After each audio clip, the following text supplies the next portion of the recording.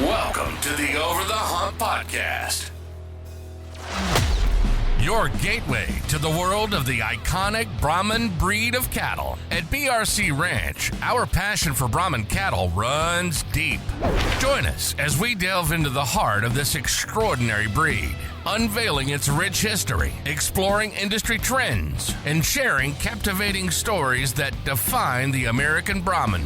BRC Ranch stands as the pinnacle of Brahmin excellence in America, boasting a decade-long legacy of champions and housing the finest Brahmin bulls worldwide. It's not just about cattle, it's about a legacy that reverberates across ranches and hearts.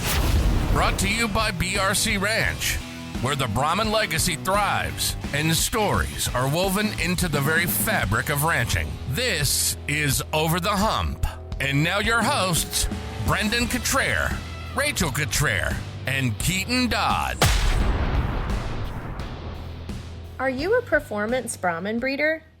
What even is a performance Brahmin breeder? Is it just someone who doesn't show? If you're not a performance breeder, how do you get started?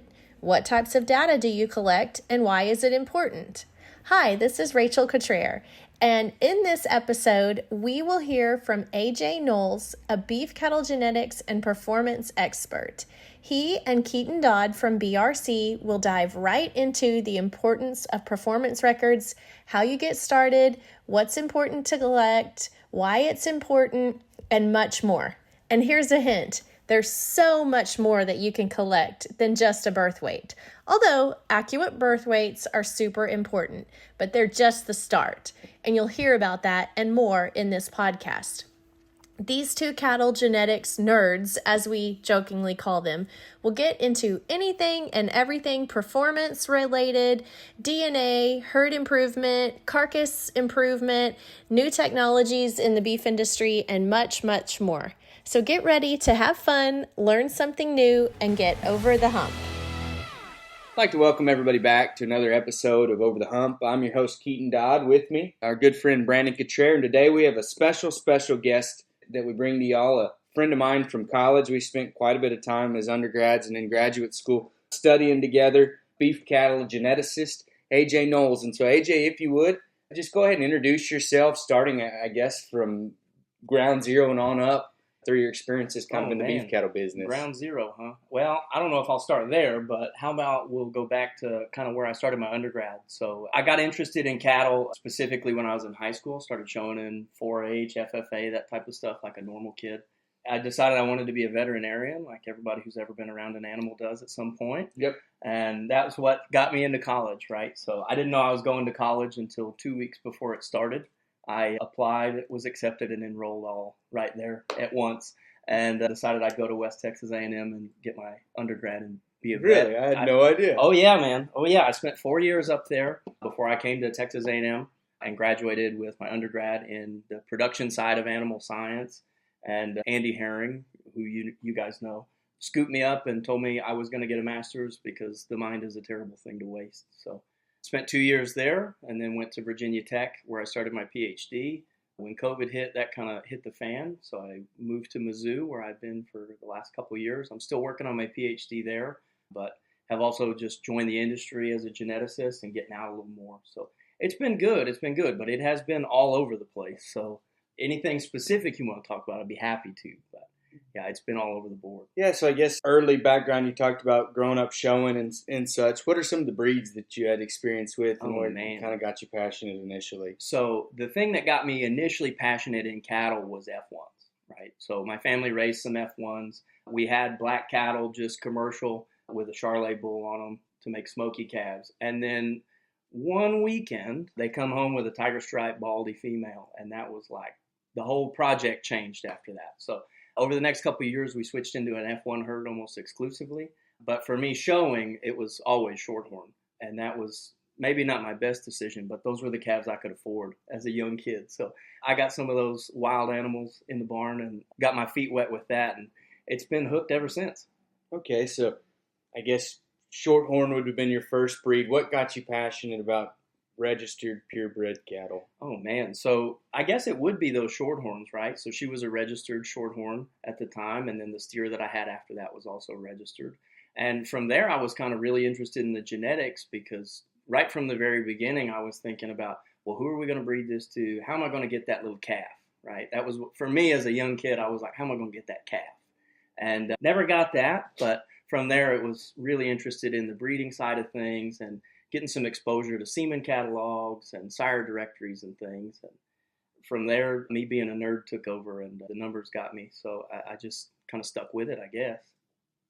Yeah, I kind of remember when the shift in my mind went off of like really breeding and performance testing and all that kind of stuff. So very similar to you. Grew up showing calves and would get those same catalogs, the old ABS catalogs, the Gen X catalogs, the Leachman catalogs. When those would come in the mail, I'd basically fight my family for them. But just something in that sparked that, and I guess it really changed when I went to Mississippi State and became herdsman there, and we were working with the Angus herds and the Hereford herds and the Charolais herds, and the emphasis that we put on performance testing. And being herdsman, I was kind of in charge of taking care of the cattle and doing that, but just being involved and immersed in that really lit a fire under me. Oh, yeah. I'm glad to hear that we kind of share a similar path. Oh, absolutely. I was working out at the beef center at A&M, working with their kind of commercial cattle too. And that was a big thing for me that told me I was in the right spot, to get out there with the commercial cattle and meet the breeders and see some of the research that's being done. I got you. Yeah, probably my first memories of knowing you, AJ, would have been when you were, I forget that you weren't an undergrad at A&M. I said that earlier, but I was. Yeah, for a couple of years. Okay, so you went to, so I did know you as an undergrad. Yes, you did. The end of your undergrad career, and then I met you through working at the beef center. That's I guess right. would have probably been the first time that we came in contact, but then you, probably through the same avenue that I did, got introduced to some brilliant minds, some guys like Dr. Jim Sanders, guys like Dr. David Riley that I consider some of the top beef cattle geneticists in the world. Some of the greatest minds we've had. So did you come to them with interest in genetics, or did meeting them spurn you in the direction of performance in genetics? Man, I'll tell you, it's funny. So I came from West Texas A&M, and within 2 weeks of being here, I was like, okay, I've got to meet a professor. I've got some work study money that I can do some research, and the university will pay me to do it. So these professors don't have to pay an undergrad, and so that's really attractive to them. So I started reaching out, and the first one I reached out to was Jim Sanders, and he didn't respond, surprisingly. Anybody who knows Jim Sanders will get a laugh at that. He didn't respond, so I waited, 2 weeks, and I emailed him again, and he, again, did not respond. And about 2 weeks later, I called him. And I left a message on his office phone. And I said, hey, I've emailed you a couple of times. I'd really like you to get back with me. And at this point, nobody else was emailing me back either. But he forwarded that on to Andy Herring, who called me and said, yeah, I've got some research that I need you to do. And the first thing he had me do was call every single breed association and ask them how many calves they register in a given year.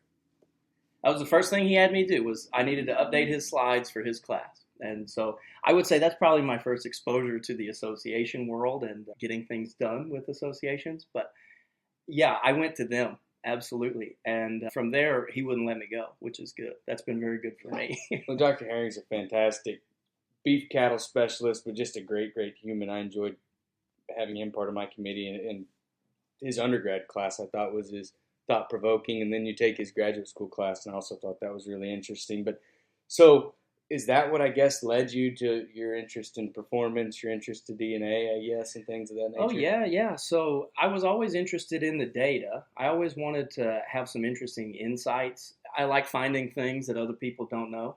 I like to be the first one to know about them. And so digging through the numbers can kind of give you some of that. And I realized that pretty quickly. So we started kind of summing up all this data, and then I found out that, well, yeah, there's job security in this, and the field needs people. And as a poor kid, that sounds very attractive. And so you kind of start doing that, and well, I figured out I had a knack for it, and so I stuck with it. And it's been really good. It's been really good. I'll just keep coming back to that. I think it's been a natural attraction for most of my career. Just kind of switching gears into asking you some questions on kind of your perspective. I guess the question I would have is, how would you define a seed stock breeder, and what percentage of Brahmin breeders in the U.S. do you feel truly fit into this category as a seed stock breeder? And I guess the second part of that is is the average Brahmin breeder's market selling seed stock, selling for crossbreeding, selling for showing? Kind of where are most of the Brahmin cattle being marketed to? Sure. So I guess we probably break that into two questions. But first of all, how would you define a seed stock breeder? So I'll come at that kind of from the industry as a whole rather than the Brahmin side alone, because seed stock really applies to every single breed, not just Brahmin. Seed stock breeders really are the ones that are selling their genetics. The point of their animal is not to be on a plate somewhere. The point of their animal is to reproduce, to make those animals that go on a plate somewhere. So purebred animals most oftenly are associated with seed stock, even though that's not necessarily the case in every market. You can have a lot of F1s or F2s or even composites marketed that way as seed stock, and I think that's great. So what really makes a seed stock breeder is, are their genetics being sold with the purpose of being multiplied, and are they actually being multiplied in that way? And I think that's what the difference between what somebody who wants to be a seed stock breeder is and what somebody who is a seed stock breeder is are those animals actually making it out and being multiplied in the field by other people?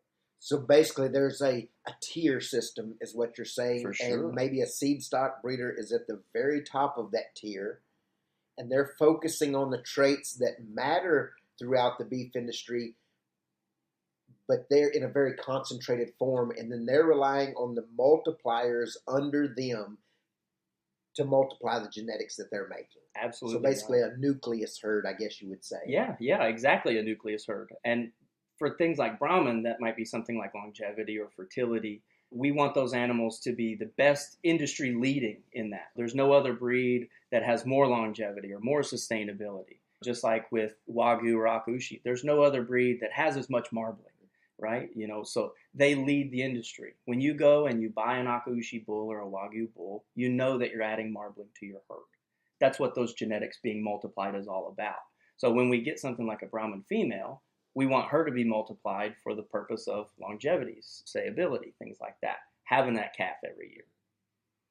I guess, and then the second part of that question is the average Brahmin breeders, where do you think they fit in that tier system? Sure. So I would say, just because I've had more exposure to Brahmin breeders, I probably have more to say about them than other breeds. But I would say for the most part, they fit kind of in the middle in terms of seed stock breeding. They're not necessarily just selling animals for commodities, but they're not necessarily selling just animals for breeding purposes either. And I think we're seeing that shift across the industry. A lot of Angus producers are not just selling bulls for breeding or females for breeding. They're selling calves at the feed yard too. We're starting to see that kind of tick up in the Brahmin industry a little bit as carcass and things get worked on and acceptability goes up. But I would say it also goes back to, what are these people interested in? If the majority of our breeders are less than 10 animals or less than 20 animals, say, they're going to have some limitations placed on what they can do as far as multiplying those genetics and making rapid progress. So they're going to have to seek out those opportunities to market those animals in other ways, even though they really and truly are a seed stock breeder. So even if you don't fit into that kind of super tight definition of what a seed stock breeder is, that doesn't mean you're not a seed stock breeder, if that makes sense. Yeah, that makes a lot of sense. But just in my mind, I see it as a tiered effect. Oh, absolutely. Where you start out up here with the people that are really like focusing on things and trying to improve things, and then because their numbers might be smaller, they rely on a trickle down effect. That's right. That the tiers just get wider as you go lower. Yeah, I might only make 5 really good bulls this year, but they're going to go out and breed 25 cows each and make a big impact. Yeah, and a huge impact. And suddenly we've got pens of cattle at the feed yard that we can measure and do all this stuff on. And that's really where the numbers get taken down. In, say, like in a general breed association, I know you've been involved with several or have knowledge of it in your research and work at A&M, and then also in your current role. But say your average breed association, when you take into the number of registrations that breed association takes in and registers every year, of that, is there like a generalized number that you can see on people who would actually turn in performance information, like a certain percentage of the whole? Sure. Yeah, so one of the things that I'll say, and you got to understand where the value is made in a breed association, and that's in the data, right? That's why your breed association will call you and ask you about your data, even if they don't particularly care about it. Those individual records add up and they make a value there. You're starting to see more associations go towards mandatory whole herd reporting or whole herd recording or whatever they might want to call that. Angus has maternal plus. There's different ones. Even Brahman's coming out with their own in the next couple of years. Probably on its own, just the natural amount of data that comes in off of breeders is volunteered. 20 to 30% of breeders will turn in some data. Now, some of those breeders might turn in every single record on every single animal. Some of those breeders might just turn in one record on their show animals. You get a mix. But as far as how many animals get some data put in, probably between 20 and 30% total. Gotcha. And I guess the value of that information, even though the percentage compared to the whole might be a little bit small, but the value of that information comes in the accuracy of that information. Oh, absolutely, right? absolutely. So the biggest thing, and I tell people this all the time because people will lament that they don't have the time to go out there and collect those data points. And I say, okay, so don't. That's okay. You don't have to. We provide EPDs so that you can select on things that you don't necessarily measure for yourself. And we can talk about EPDs, but that's really what they're there for. And for people that are doing things like breeding seed stock animals for genetic multipliers, it's really hard to go out there and measure carcass on those animals, especially actual carcass data. They're not going to do much breeding after you collect that. And so getting the accurate data out there, quality controlling that data, and making sure that the numbers that we do get in are, like you said, accurate, that's going to be the biggest thing. That's really what drives the progress for the whole breed, is those accurate numbers. So if somebody's feeling like they have to do something, I hope they don't. Yeah. If you can't turn in accurate data, don't turn in any. That's right. That's right. So.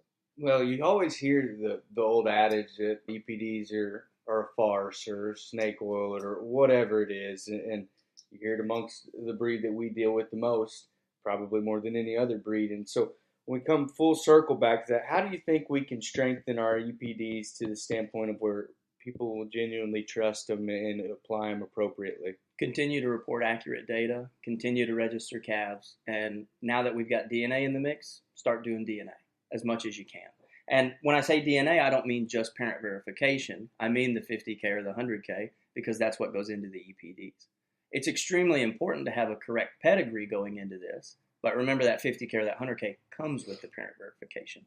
So if you're just ordering the parent verification, that's a great first step, but you can take another step to get a little more. And going back to those kind of smaller breeders, they're the ones that benefit the most from that. Like I said, if you've only got a few animals, it's really hard to collect data points.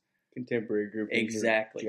The easiest way to get more data is to go out there and take a DNA sample. You get 50,000 or 100,000 data points on every animal immediately. Okay, and so you said a term that all three of us would probably understand pretty well, but I would think the average listener may not really understand exactly what we're talking about. And so let's just define it in its simplest form. What is a genomically enhanced EPD? Okay, yeah, so that's a nice, simple question that everybody can understand at home. Genomically enhanced EPDs have had DNA added into the mix. And I'll go ahead and give myself a plug. I'll be giving a talk about this at Short Course in a couple weeks. Oh, cool. Perfect. So if anybody wants to come listen to that, I actually talk about how we get from a DNA sample into the evaluation and the processes that go through that, even down to the chemical processes that I don't understand super well. So it should be good, But a genomically enhanced EPD, like I said, is a regular old EPD that has DNA added. So we add that in because the main function of an EPD, or recording all these data points, is to remove common variation. So if I know that adding feed increases my weaning weights by 20 pounds, I probably need to put in there that I added some feed to those calves when I evaluate them. Otherwise, I'm going to think they were 20 pounds heavier just based on their genetics alone. We do the same thing with DNA, right? So if there's something variable between two animals, we want to account for it. If there's two things that are different, we know that there's some effect of that, even if it's very, very small. So by adding in all these DNA points, we can remove the ones that are common between them. So if They all have brown hair. Well, looking at brown hair is not going to have any effect. So we can remove that and only leave the variability between them. And when you use a SNP chip, like with a breed association, you're only getting the data points that have been found to be variable. You're getting everything you need with nothing you don't. And so we add that in, and by removing all that kind of variability, the accuracy of the EPD goes up, because we can also compare two animals' performance based on their genetic similarity rather than just pedigree similarity. So two completely unrelated animals may have an identical genetic makeup, and so they would perform the same. But if we never test them, we'll never know that. Okay. That's a good, simple, I think, answer to help that everybody could probably understand. And you said that kind of like sarcastically, like it's going to be difficult to explain, but I think you did do a good job of putting it into words that the average person could understand. But what do you see as far as the effect on your accuracy, and how do you think genomically enhanced EPDs can benefit the producer moving forward? Yeah, so the main benefit is still yet to be seen for a lot of people. We don't have a ton of these samples into the evaluation just yet. That's something we're working on.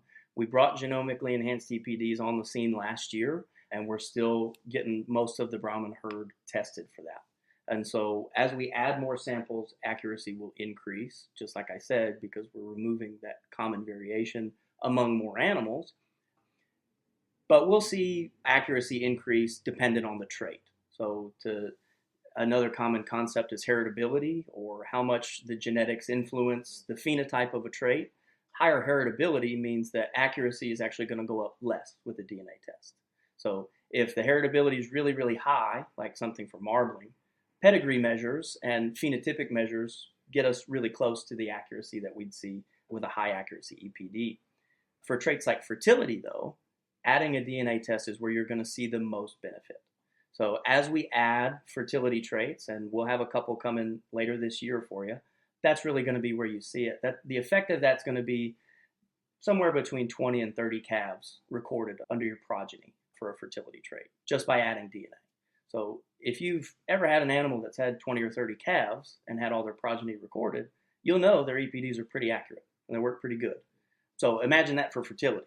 So to decipher, just so that me, you, and the listeners are on the same page. So what you're saying is, by adding that DNA, you can have confidence in, say, a virgin sire, the same level of confidence as you would in a bull that's had 20 or 30 progeny. Absolutely. Okay, absolutely. Perfect. That's the way I understood it, but just wanted to make sure. And for a lot of our Brahmin folks that import and export animals, you're going to get to that export threshold much quicker. So there's a minimum EPD accuracy for most countries, and they change all the time, but in many cases it's either 0.4 or 0.7, and getting that level requires quite a few calves on the ground. You can boost that by adding DNA into the mix pretty quickly. It can be a challenge. I know Noble, for instance, even we were trying to get into certain countries, and even he didn't have enough calves to get his accuracy up, and he was one of the most pervasive sires in the breed at the time. And so it's definitely a challenge, and that's a good way to work our way around it. But what really helped us get there was the effect that genomic EPDs had on it. And I like to use this as a case study. When people are asking us about our genomically enhanced EPDs, several years ago we started working with Zoetis on our project that we have with them to get these genomically enhanced EPDs, and trying to explain it to people. Even at the beginning, it was hard for me to wrap my head around it just because of the complexity, and then have to be able to explain it to our customers, the complexity. I guess the best example that I've got for it is when Noble was born.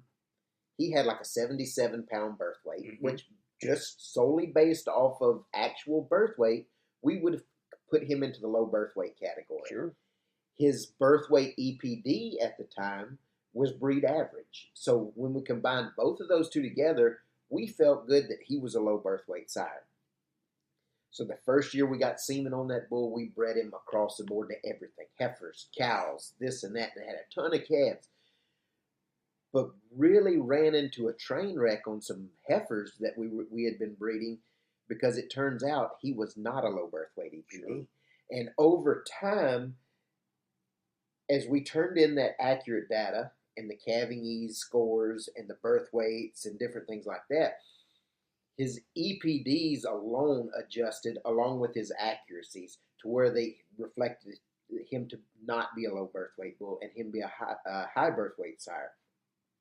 Now, you jump forward, since he was one of the top sires in representing our herd, we made sure that all of our top sires, we sent in the DNA for genomically enhanced EPD to start making those linkages that we needed for our genomically enhanced EPDs.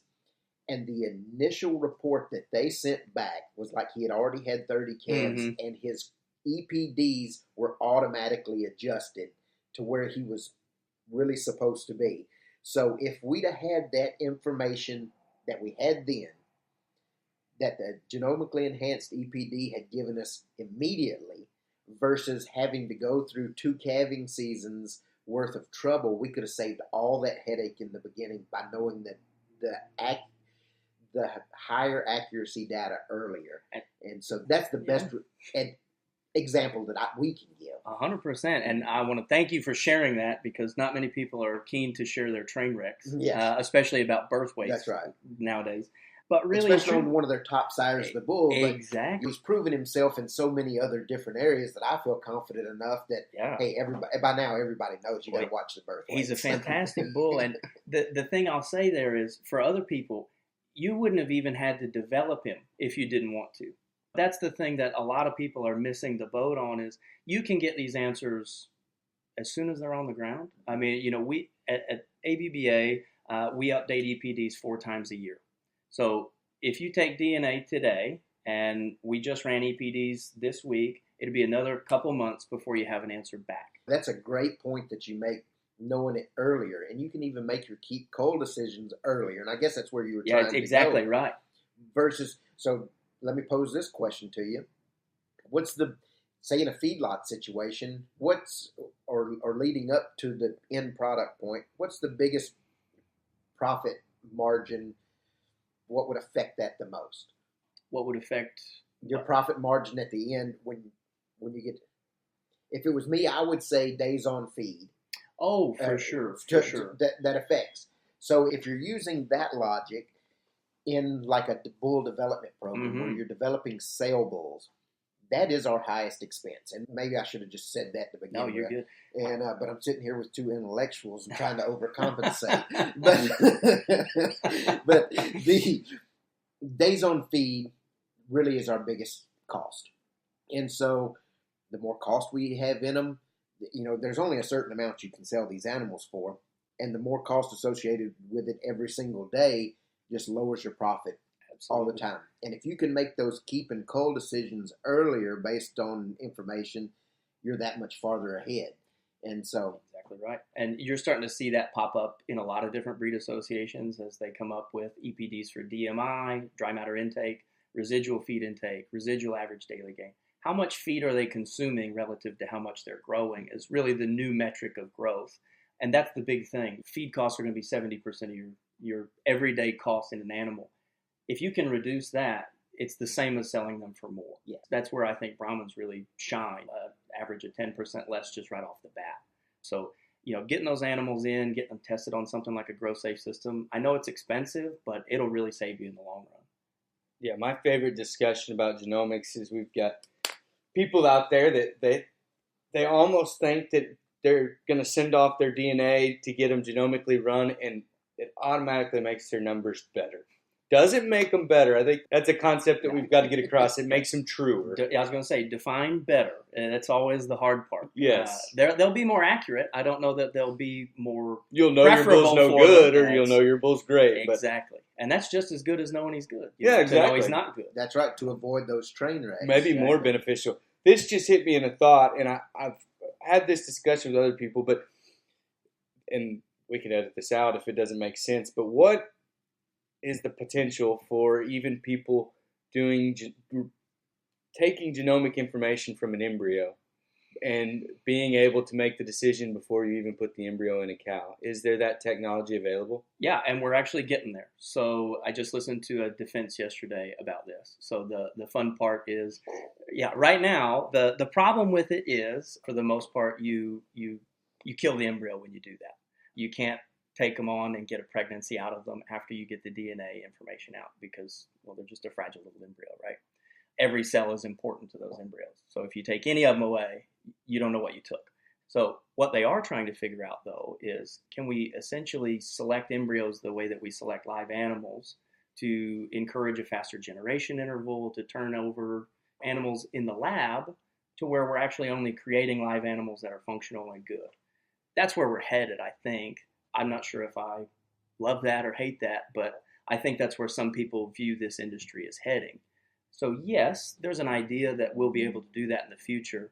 I think the closest that we can get right now is to take some of the DNA that's in the culture media and isolate it and do some sequencing on it to see if we can get at it. But that would be insane if you had the ability to have genomically enhanced DPDs on your embryos before you even decided which ones to put in, and you just absolutely, okay, we'll sort these to the side.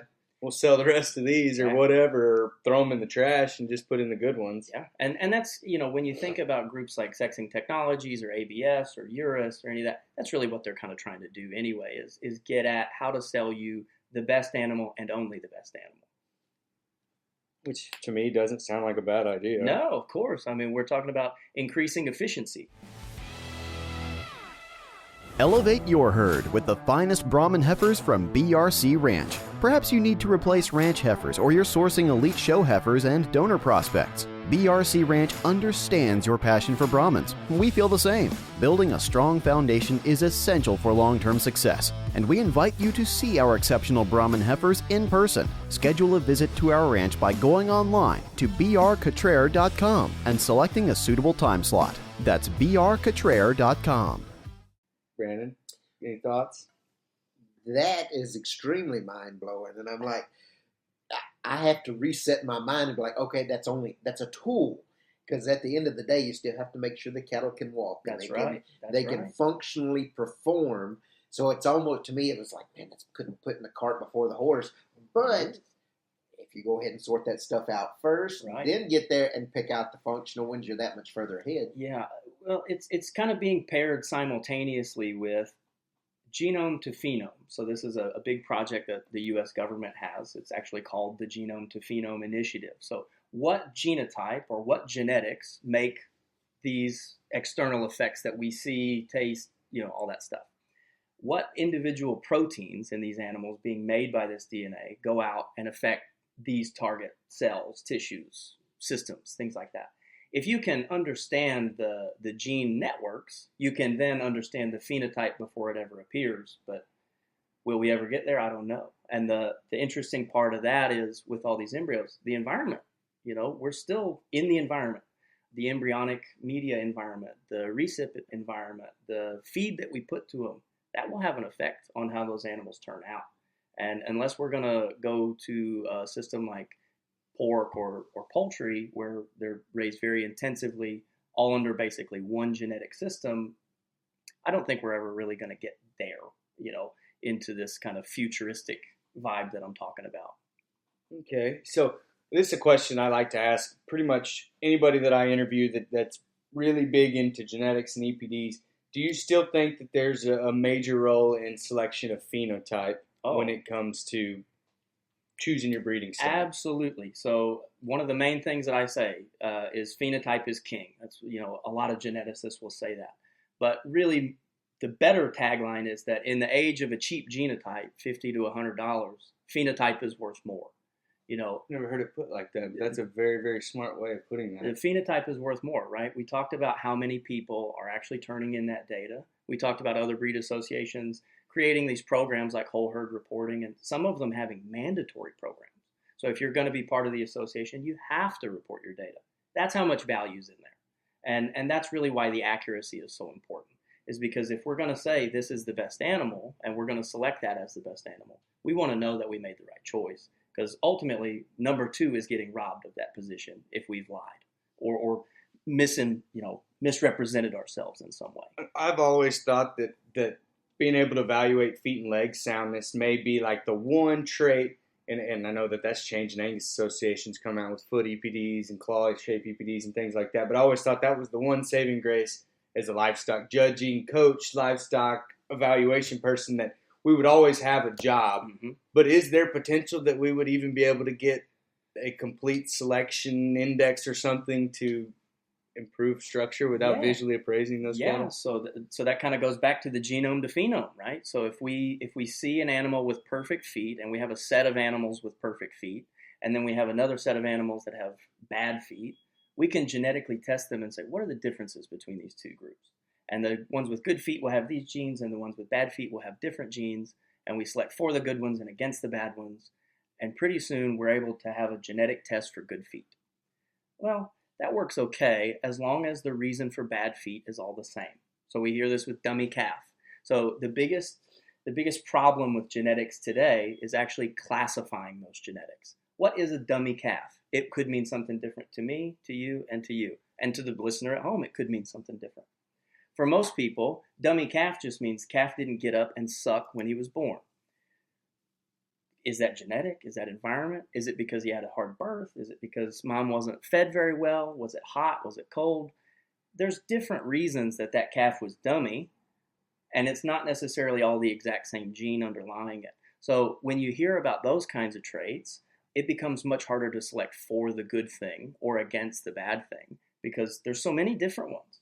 Just like with fertility, it's really hard to select for because there's a million different things that can make you infertile, but you have to align all of them to become fertile, if that makes sense. Yeah, when you start layering in on top the environmental effects and all that kind of stuff, it can really, I guess,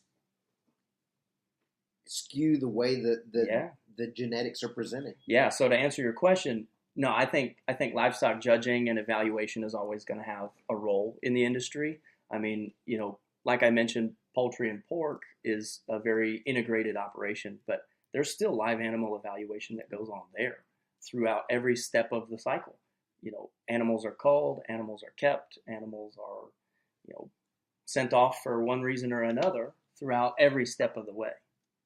So I had a question earlier from an earlier line of questioning that we had, kind of the differences like with total herd reporting or whole herd reporting, kind of what's involved with that for some of our listeners that might not know what those are. Sure. So the main goal behind that is for your breed association to get more data. That's really what your association is pushing when they introduce whole herd or total herd enrollment. And I think these things are great, don't get me wrong, but people really look at them as kind of a boogeyman. This is seen as a lot of oversight. It's seen as a lot of overreach. Almost in a way like the government come into your operation and wants to count your cows. Why? What do you want that for? A lot of people are worried about carbon credits and things like that coming down the pipeline. So they don't necessarily want everybody to know everything that they have going on all the time. But your association, on the other hand, we talked about why the data is valuable. And so when you sign up for whole herd enrollment or total herd reporting, whatever they may call it, you kind of agree to report a calf to every cow every year. And if she doesn't have a calf, you have to report why she didn't have a calf. That's the main hallmark right there. And for the calves, you agree to report weights. That's going to be it. Now, there's a lot of optional data that goes in there too, breeding information, ultrasound information, DNA, things like that.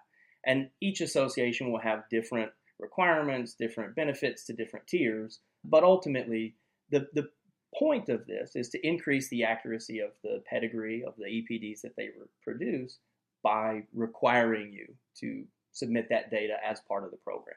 Now, in return, it's not just, hey, give me your data. We'll give you some discounts, or, some associations will say for every animal that you have in whole herd enrollment every year, you get a registration. So enrolling your cow automatically enrolls her calf that year. So, you get some benefit out of it that way. And other ones will include even a transfer of that calf. I mean, there's a lot of different ways to skin that cat, but I think it's really been a good thing for the industry. And I think based on the associations picking up more and more of it, it's been a positive thing.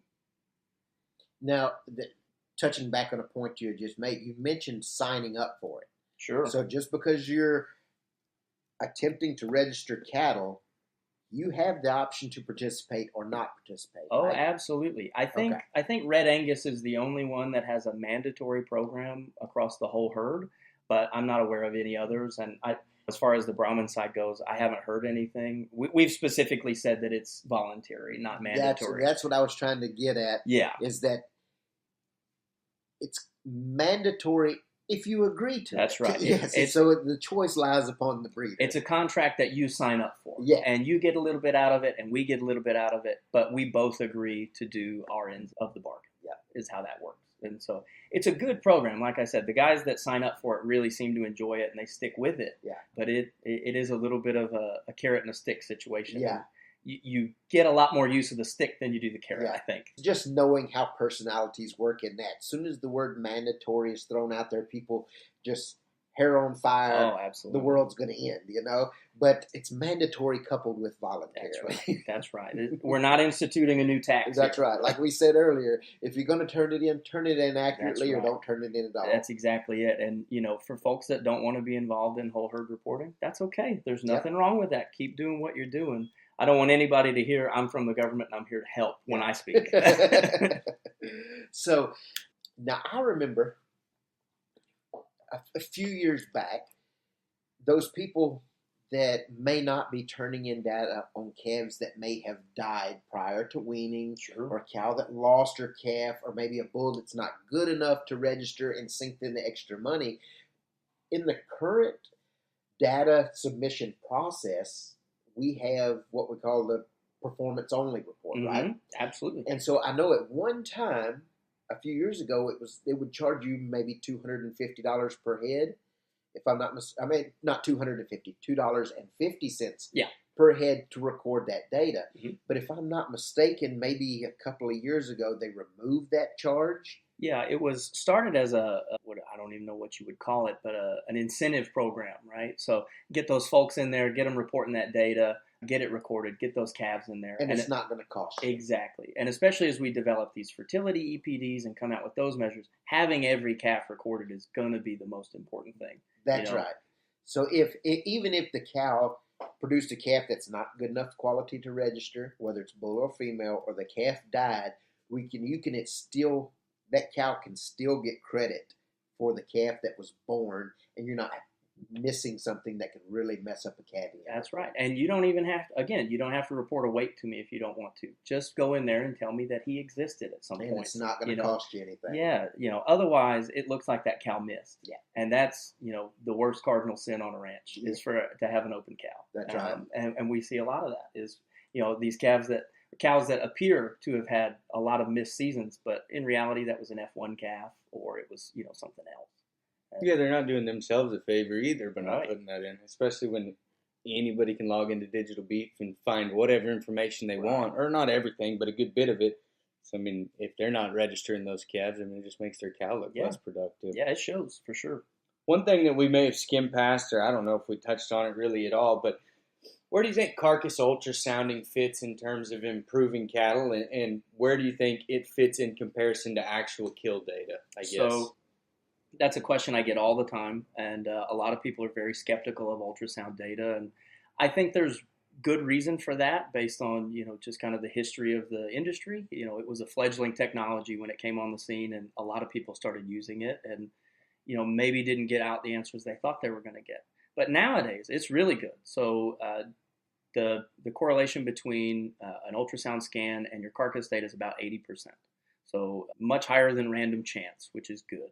So if you select based on those ultrasounds, it may not give you a perfect representation of how those cattle will grade on the rail, but it certainly gives you an idea of what their potential to lay down that marbling and that fat on the external is. So I think ultrasound is a huge tool for people to improve their cattle. We've seen multiple operations make huge strides, and even some cattle starting to grade prime just based on ultrasound selection alone. And so that's a huge thing. I don't think it's going to slow down. We've been seeing more scans year after year, and I just think that's really good. Like I mentioned, carcass data is hard to get, and it's getting harder to get as the industry gets more consolidated into fewer packing houses. It's starting to change a little bit now with some recent changes in the scene, but historically that's been the case. And so anything we can do to get those carcass numbers on these breeding animals, that's something we want to encourage for sure. Yeah, it seems like nowadays getting large numbers of actual kill data is almost impossible, I would think. Yeah, and we mentioned it before the podcast started, but talking about these carcass grading cameras that are coming out for breeders to use, and the USDA's pilot remote grading program, there's a lot of new options to get your animals scanned and get carcass data back on them. So I'll say, in the next 5 to 10 years, I think it's going to be kind of like a birth weight. Why don't you have one?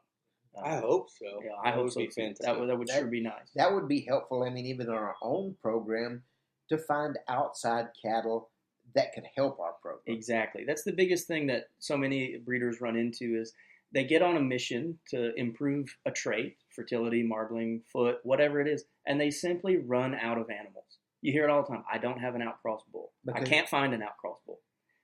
Because the information is not there to help He's them. there. You Exactly. just can't find him. And that's what I say all the time is, turning in that data, turning in those numbers, and selecting on EPDs is what's going to be what kind of leads us out of that inability to find a bull. There's enough people looking. If the data's collected, it basically turns on the little beacon and saying, That's right. I'm right here. That's right. Because there's people looking for it. That's right. I mean, They just have to be able to find it. You've got universities looking for it. Yeah. I mean, when research programs know that they're out there and make it their own mission to find them, you're onto something good. And that's, primarily all of our research partners, they're using ultrasound. Now, they back that up with some kill data, but their main selection criteria when they go out to the field to buy cattle is ultrasound and EPD number. Gotcha. Is there, this just kind of hit me a little while ago and I wrote it down as a question to ask, is there some traits that you think us as breeders should be focusing on and keeping at the forefront that we haven't talked about already? Oh, man.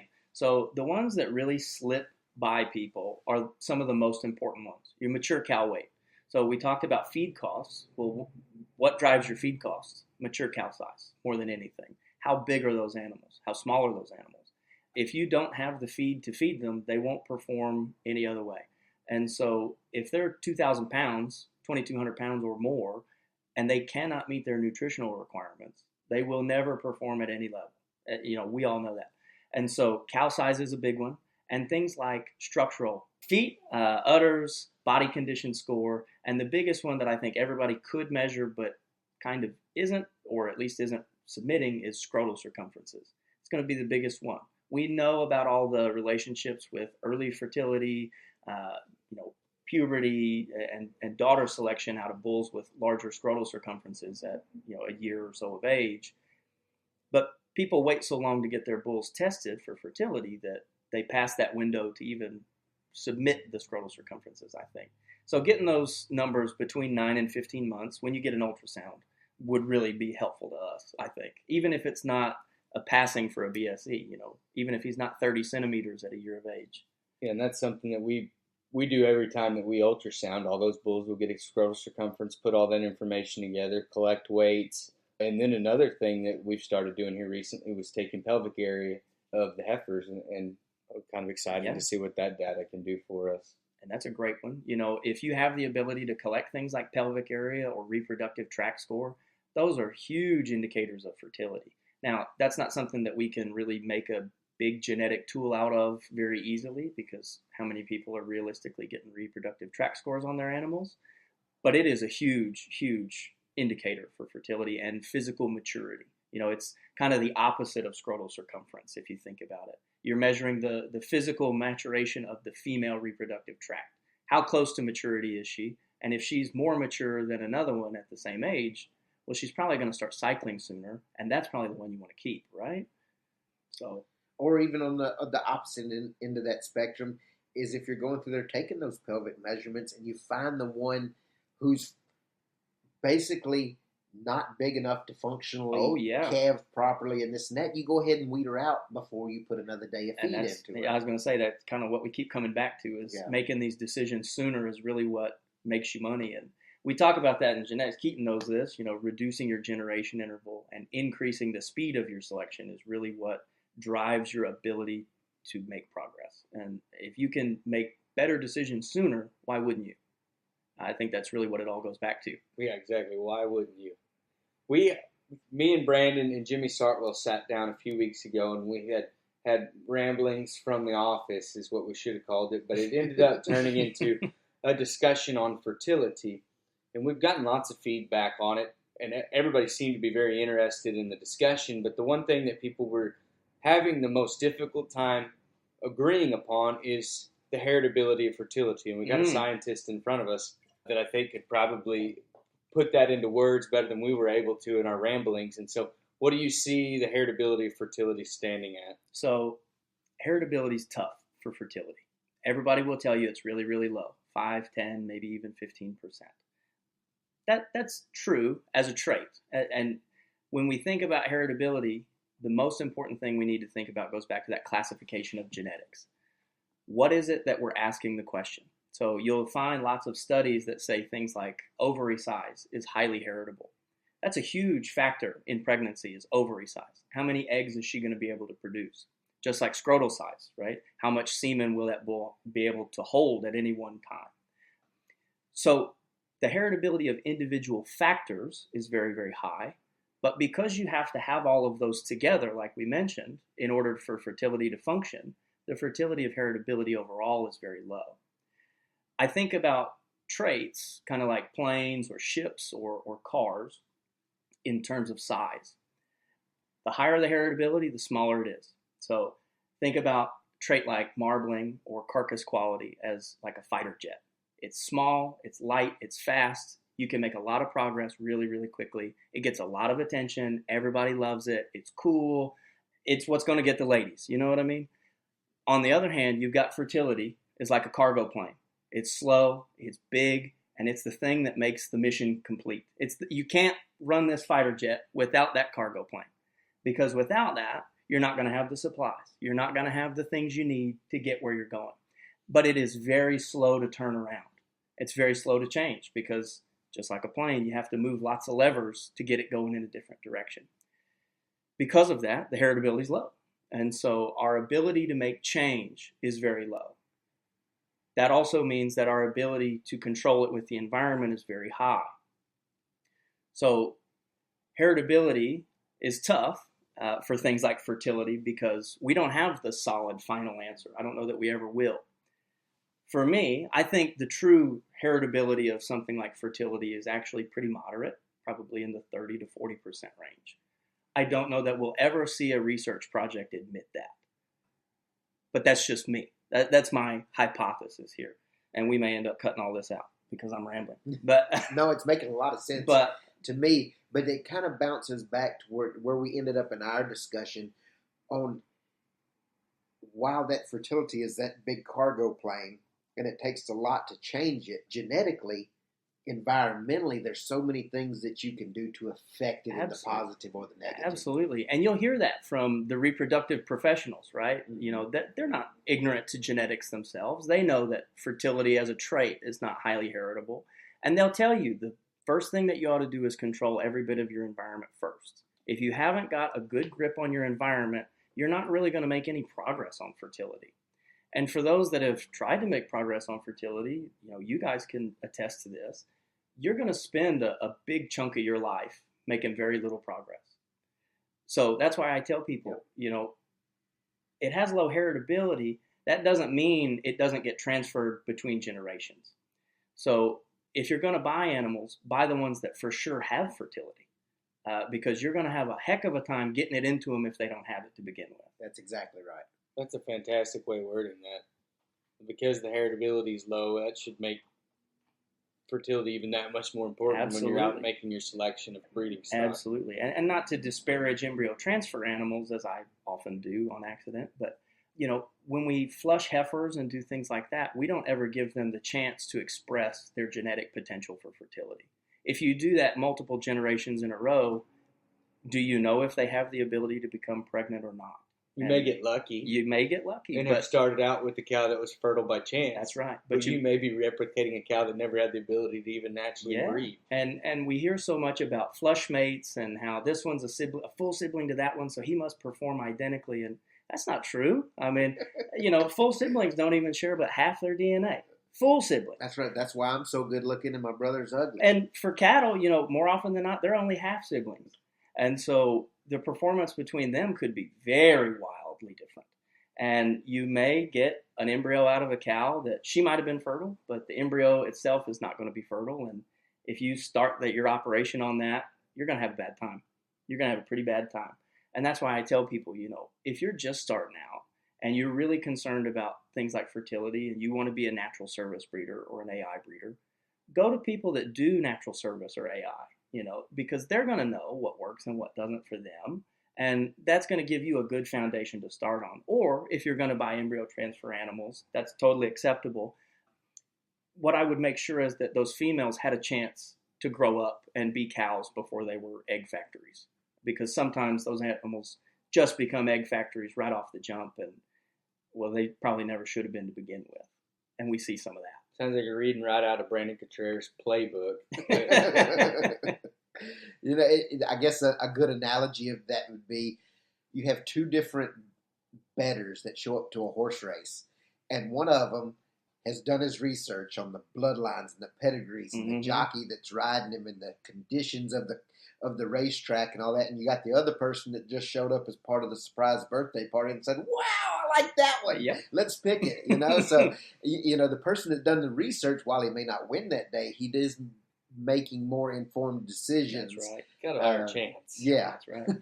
and he's probably going to last in that game a little longer than the guy who's just making random decisions. That's right. And not to disparage anybody, but if your goal in this is to make money, well, you better make some informed decisions and make them very carefully, because you're going to lose money a lot quicker than you'll make it. I promise you that. And it's not necessarily just making money once; it's making money consistently over time. That's right. That'll keep you in business. That's right. Well, like we talked about, you'll spend a considerable amount of your time, of your life, just trying to improve a herd of cattle. So if you're not making money that whole time, you're probably not going to keep continuing to improve that herd of cattle. Economics are very important, Absolutely. as far as keeping you in business.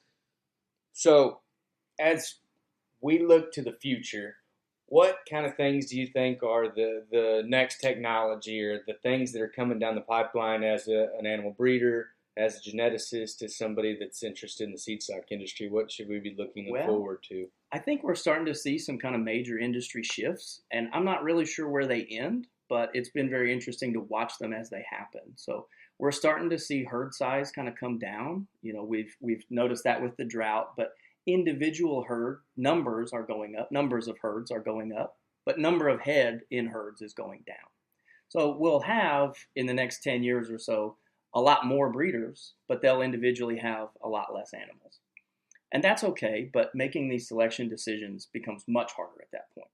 And so one thing that some of the research has focused on is trying to identify what makes each breed or each cow themselves.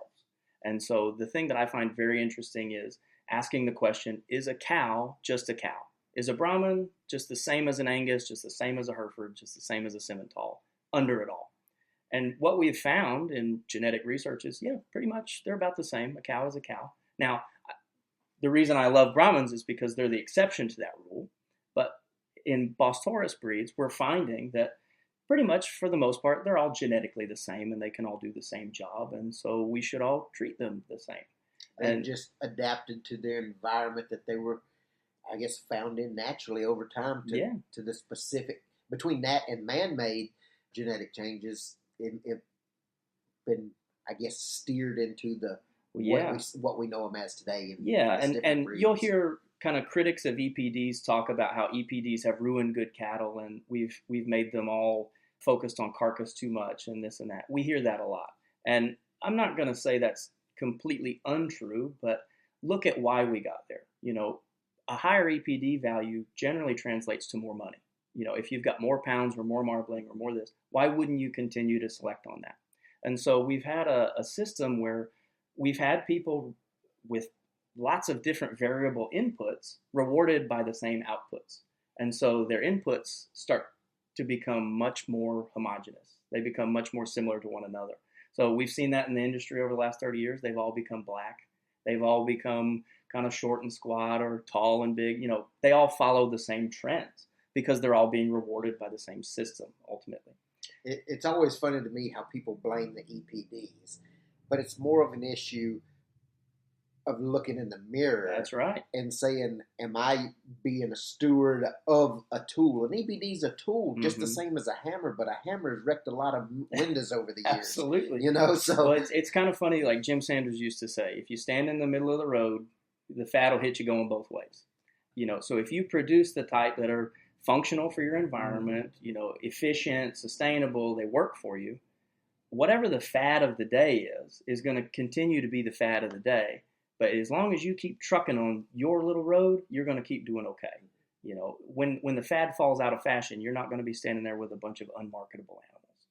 And that's the biggest thing that I see is, all these people have made these animals so similar that the industry itself is starting to treat them as similar.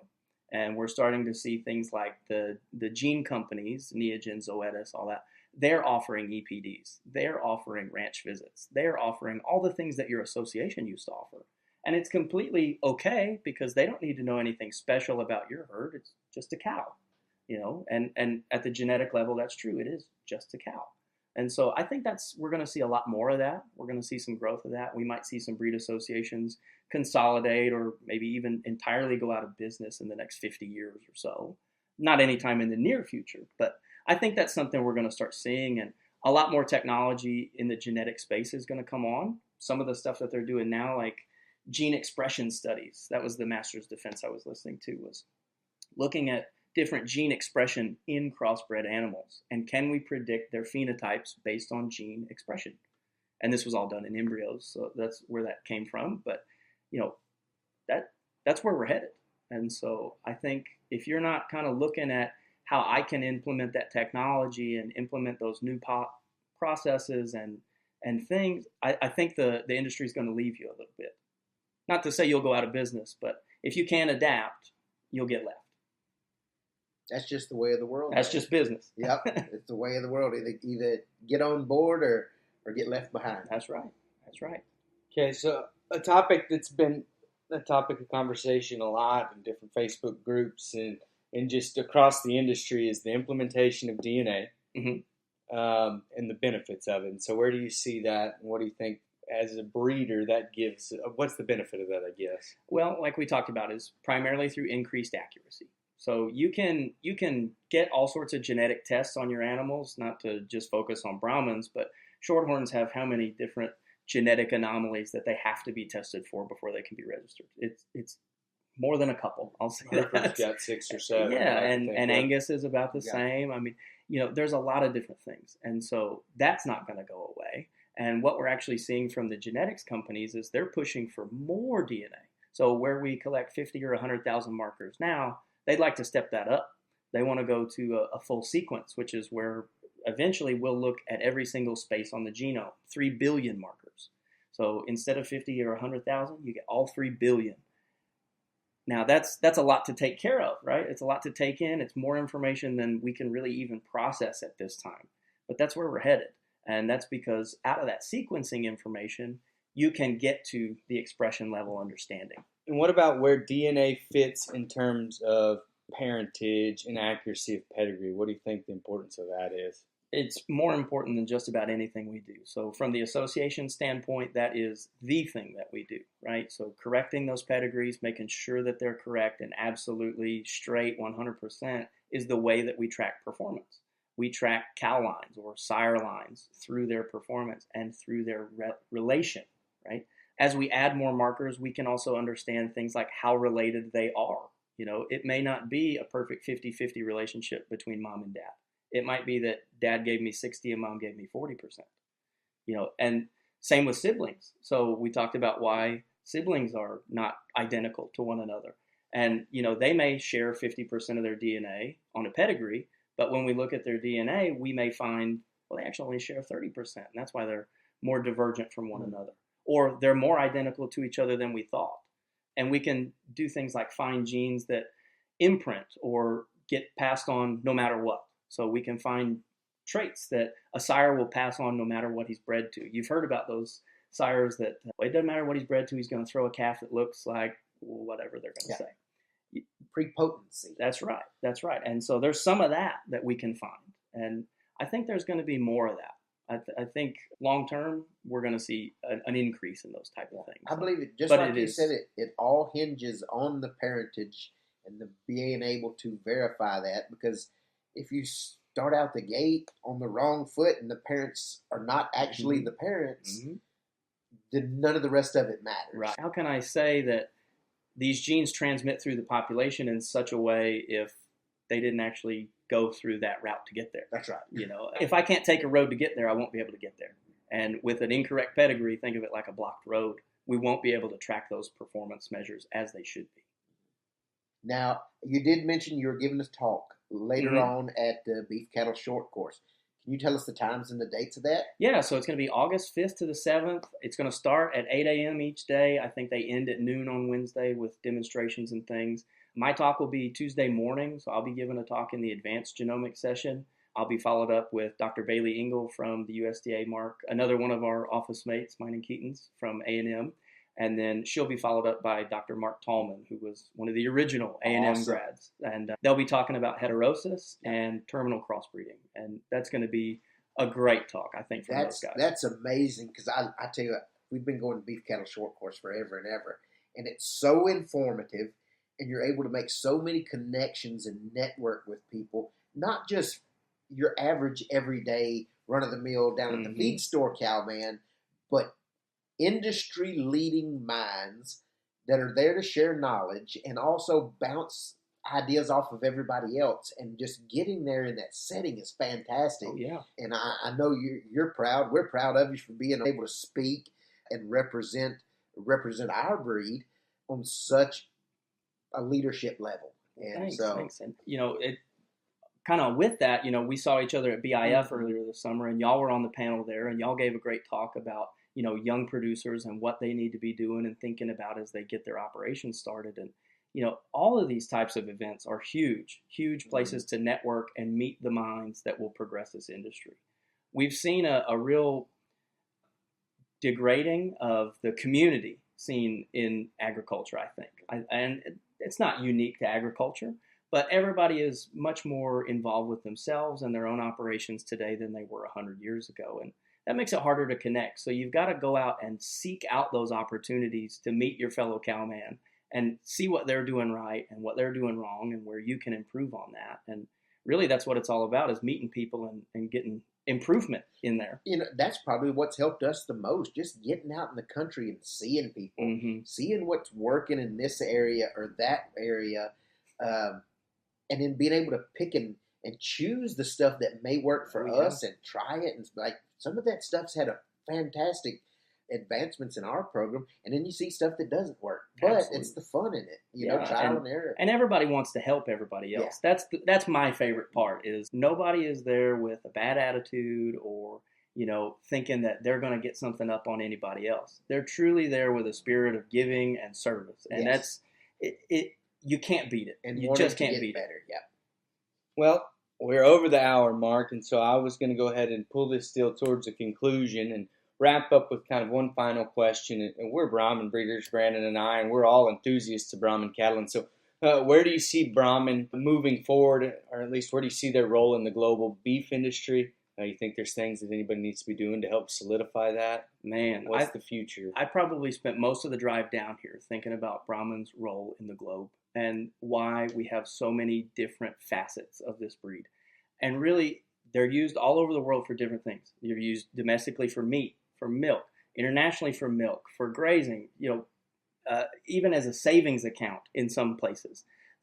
Because of all those different reasons, there will always be a reason for Brahmin, because Brahmin already works in every one of those markets. And if anybody had a half a mind to, they could select Brahmin to be the perfect animal in that market, the most dominant animal in that market, I should say. I think Brahmin's role is only going to grow as, climates change and politics change and things just get different. Things just change. But I really think that people are starting to see the benefits of Bos indicus DNA in their herds, even as far north as Missouri and Kansas and Nebraska even. We've had herds in Canada before. People see the benefit of this, and the adaptability and sustainability of Brahmin is really going to be the thing that I think keeps them competitive in the global market going forward, especially as things like carbon credits and climates change. Well, perfect. Well, a very high-level discussion, and I hope y'all that are listening just enjoyed kind of thinking and walking through our minds when we talk about performance traits. You get to visit with an animal geneticist, and that's not an opportunity you get every day, and so we jumped on the chance to have AJ on our podcast and really appreciate him coming. So thank you, AJ. Brandon, if you have any kind of final remarks. If not, we'll go ahead and sign off. But once again, thank y'all for listening. Thank you, AJ. Yeah. We appreciate it a bunch. Thanks for having me. I really appreciate y'all listening. And if you need anything, just give us a call at the Brahmin Association. Awesome. You've been listening to the Over the Hump podcast. Our passion is Brahmin cattle, and it runs deep. And this show is about its rich history, industry trends, and stories that define the American Brahmin.